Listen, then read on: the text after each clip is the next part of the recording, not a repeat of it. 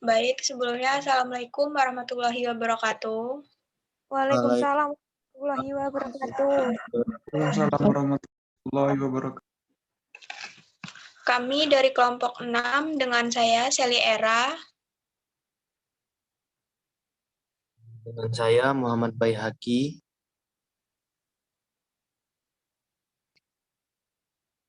Dan Nisa Khairiah Pertiwi. Di sini kami akan mempresentasikan materi yang berjudul Kelestarian Lingkungan. Baik, penjelasan pertama yang akan disampaikan oleh Nisa Khairiah. Silakan.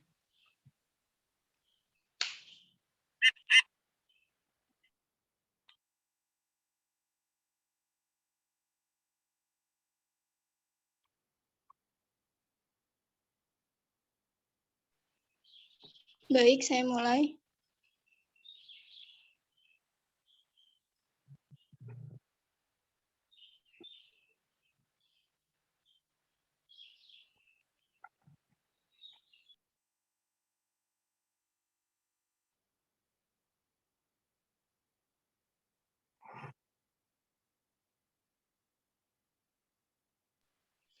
Tahukah kamu apa yang dimaksud dengan pelestarian lingkungan hidup?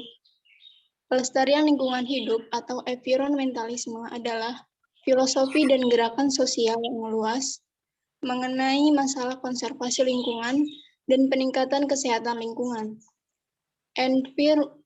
Environmentalisme mendukung pelestarian, restorasi, atau perbaikan lingkungan alam. Definisi lingkungan hidup menurut pendapat para ahli yaitu menurut Undang-Undang Nomor 32 Tahun 2009, lingkungan hidup adalah kesatuan ruang semua benda, daya, keadaan, makhluk hidup, termasuk manusia dan perilakunya, yang mempengaruhi alam itu sendiri. Menurut Emil Salim, lingkungan hidup adalah hal yang mengacu kepada semua benda, keadaan, kondisi, dan juga pengaruh yang berada dalam ruangan yang sedang kita tinggali dan mempengaruhi kehidupan di sekitarnya, baik itu hewan, tumbuhan, dan juga manusia. Kemudian menurut Bintarto, lingkungan hidup yaitu segala hal yang berada di sekitar kita, baik itu benda ataupun makhluk hidup yang terpengaruh oleh kegiatan yang dilakukan manusia. Selanjutnya,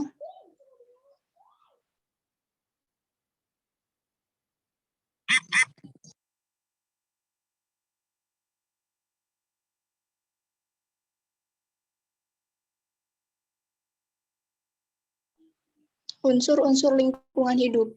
Yang pertama ada unsur hayati atau biotik.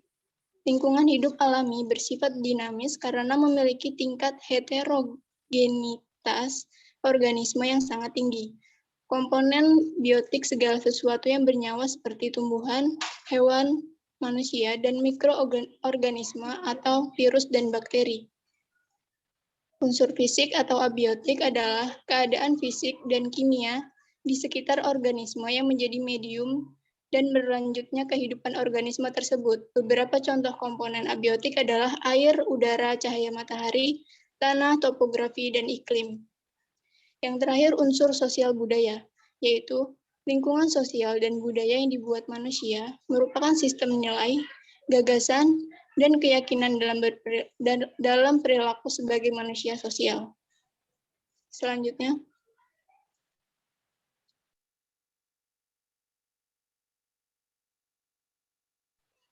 jenis-jenis pelestarian lingkungan. Yang pertama, pelestarian lingkungan tanah.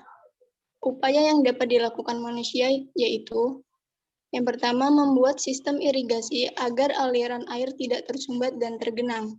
Yang kedua, menanam dengan sistem terasering pada lahan miring. Yang ketiga, bercocok tanam dengan pola bergilir. Yang kedua, ada pelestarian udara.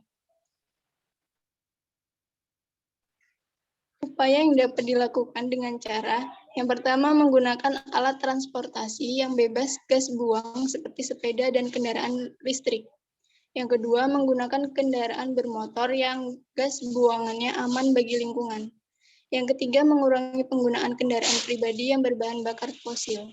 Yang keempat, mewajibkan pabrik melakukan penyaringan asap. Selanjutnya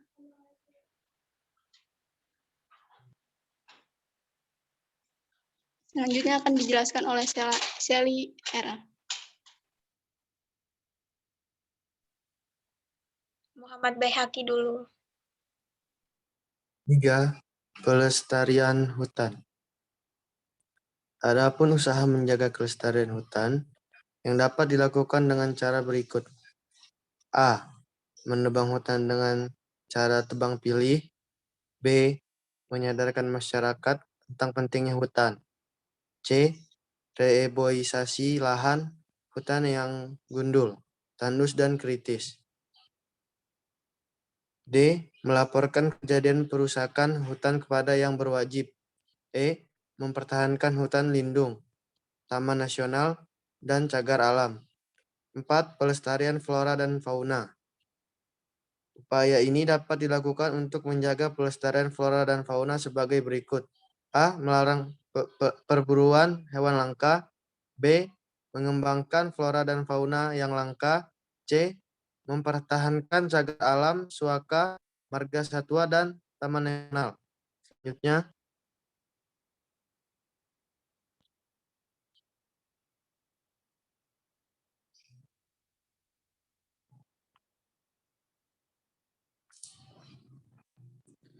tujuan pelestarian lingkungan adalah 1.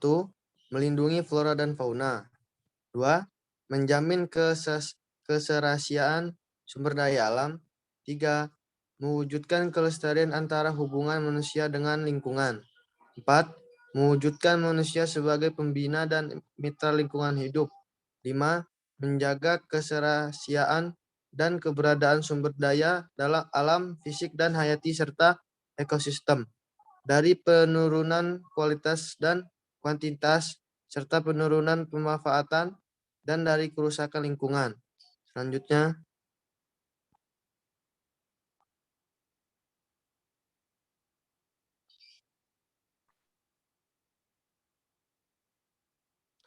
nilai-nilai Pancasila dalam menjaga kelestarian lingkungan adalah sila pertama, yaitu dengan membina kerukunan hidup di antara sesama umat beragama. Sila kedua yaitu kepedulian akan hak setiap orang untuk mendapatkan informasi lingkungan hidup yang berkaitan dengan peran dalam pengelolaan lingkungan hidup. Hak setiap orang untuk berperan dalam rangka pengelolaan lingkungan hidup yang sesuai dengan ketentuan hukum yang berlaku. Sila ketiga yaitu dengan melakukan inventarisasi tata nilai tradisional yang harus selalu diperhitungkan dalam mengambil kebijaksanaan dan pengendalian pembangunan lingkungan di daerah. Sila keempat yaitu dengan mewujudkan,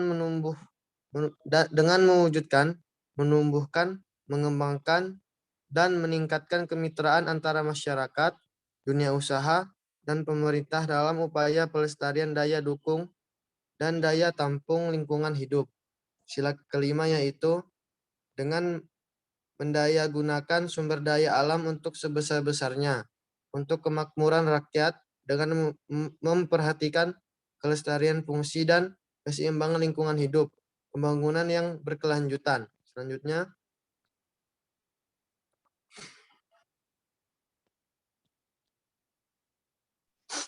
Berikut merupakan gambar penanaman pohon mangrove yang bertujuan untuk mengurangi abrasi pada daerah pesisir pantai dengan semakin tingginya kesadaran akan pentingnya hutan mangrove, maka akan semakin tinggi tingkat pelestarian alam yang bisa dilakukan.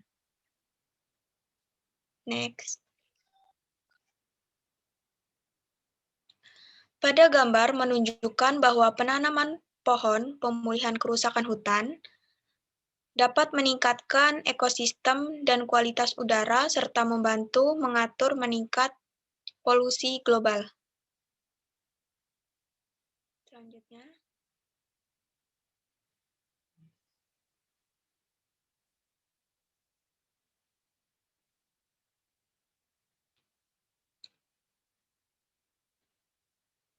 Next.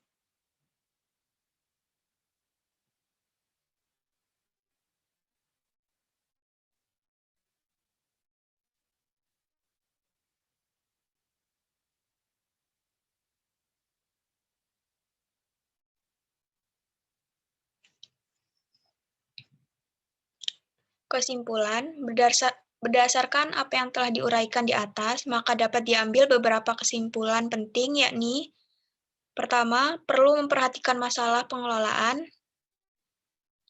lingkungan hidup supaya masyarakat dapat memperoleh lingkungan hidup yang baik dan sehat.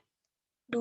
Setiap orang wajib memelihara kelestarian lingkungan hidup serta mencegah dan mengulangi pencemaran dan perusakan lingkungan hidup. 3. Dalam aspek pengelolaan lingkungan hidup tersebut perlu dikatakan dan dijiwai dengan pengamalan atau aplikasi nilai-nilai Pancasila. Sebab Pancasila adalah norma-norma yang tidak bisa dipisahkan dalam berbagai kegiatan pengelolaan lingkungan hidup mulai dari sila pertama sampai sila kelima. Sekian presentasi yang telah kami sampaikan. Apakah ada yang bertanya?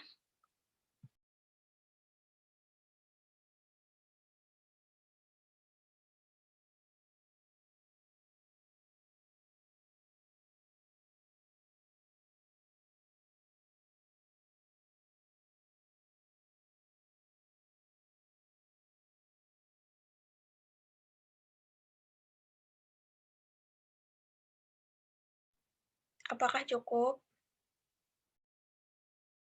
Cukup.